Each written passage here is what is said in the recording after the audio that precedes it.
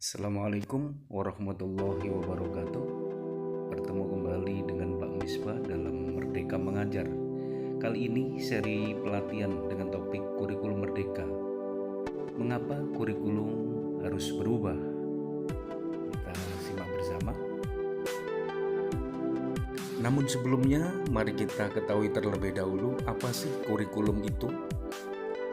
Kurikulum adalah seperangkat rencana dan pengaturan mengenai tujuan, isi, dan bahan pelajaran serta cara yang digunakan sebagai pedoman penyelenggaraan kegiatan pembelajaran untuk mencapai tujuan pendidikan sebagaimana yang diamanatkan dalam Undang-Undang Sistem Pendidikan Nasional Nomor 20 Tahun 2003. Di sisi yang lain, kita juga perlu tahu bagaimana sih kurikulum yang baik itu.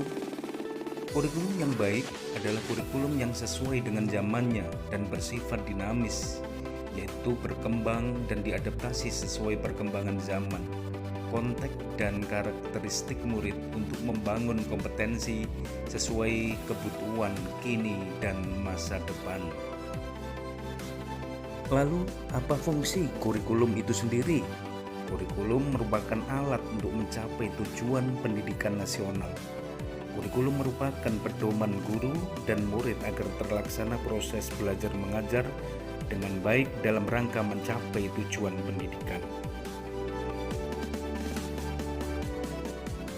Jadi mengapa kurikulum harus berubah?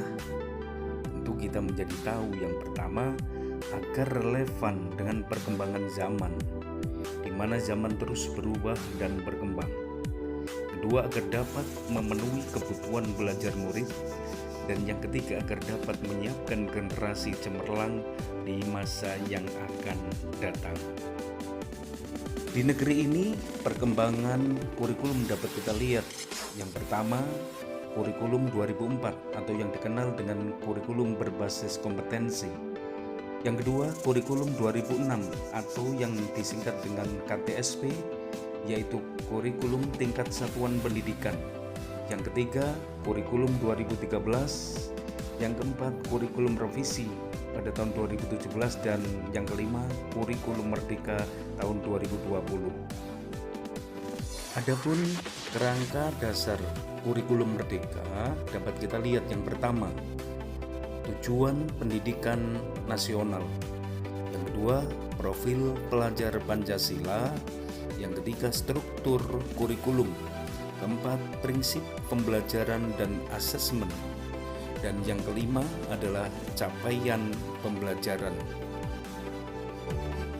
Kurikulum yang menjadi gagasan Kementerian Pendidikan dan Kebudayaan pusat dapat diadaptasi oleh satuan pendidikan, karena satuan pendidikan memahami betul ekosistem di mana murid berada dalam lingkungan dan budayanya, sehingga kurikulum relevan dengan kebutuhan murid, sehingga terwujud pembelajaran yang bermakna dan sesuai dengan karakter lingkungan.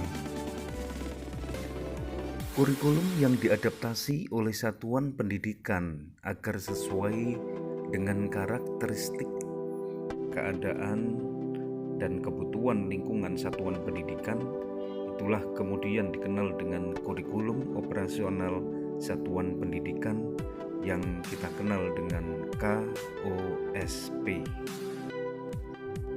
Lalu, apa saja komponen yang ada dalam KOSP itu? 1. Karakteristik satuan pendidikan. 2. Visi, misi, dan tujuan. 3. Perencanaan pembelajaran yang mencakup adanya ATP, asesmen, modul ajar, media ajar, program prioritas satuan pendidikan. 4. Pengorganisasian pembelajaran yang meliputi muatan kurikulum, beban belajar, program intrakurikuler, ekstrakurikuler, dan proyek penguatan profil Pancasila. Dan yang kelima, sistem pendampingan evaluasi dan pengembangan profesional.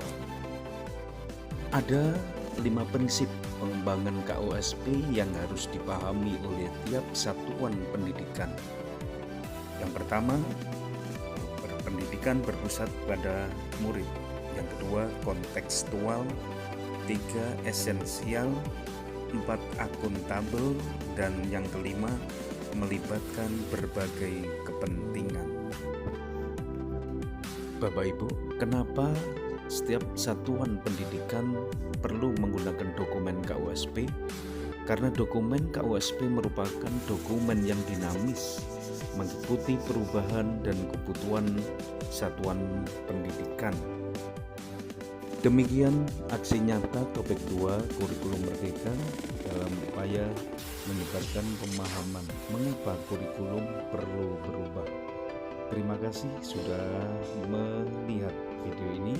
Jangan lupa like, subscribe, dan komen pada kolom di bawah ini. Terima kasih dan wassalamualaikum warahmatullahi wabarakatuh.